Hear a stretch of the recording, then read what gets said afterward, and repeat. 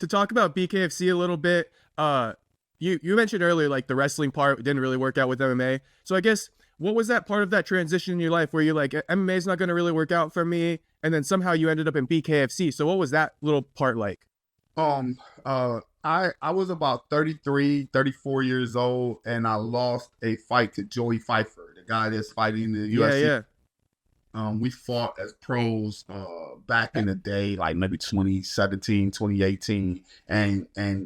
And I mean, this kid was coming up strong. I think he was 5-0. I might have been 4-0 or 4-1 at the time. We were vying for like a UFC, run so we can get in there. And he basically just crawled up to me and choked me the fuck out. Like he had no intentions on standing, no intentions on kicking, not one punch. Like he knew what he came to do. He locked in, he grappled with me, he locked his hands, he dragged me down to the ground, and he just stayed on my back, and he just prayed and prayed and prayed and prayed. Eventually, he got the choke. And, yeah. we went our separate ways. Me being 34 at the time, running a business and having a family, I just figured like it was way too much work and way too much of a gap to go back in time and attempt to master jujitsu and wrestling. I've never wrestled. I've never really done jujitsu except for as a AMI, trying to learn it to be in MMA, trying to learn to defend it. You know what I mean? Nowadays, Yeah. kids, they wrestle, they all wrestle, they're all D-League, they're all, they're all wrestlers in college and high school. They're all, that's the new martial arts, so to speak. It wasn't at the time. Me, I'm a Karate Kid guy, wax on, wax off. I was the guy kicking, punching boards. You know what I mean? The Ninja Turtles, like I'm one of those. So as it flipped over into all of this back crawling, shrimping, and fighting from the ground thing, it took a new turn. Fighting took a turn, and he showed me that.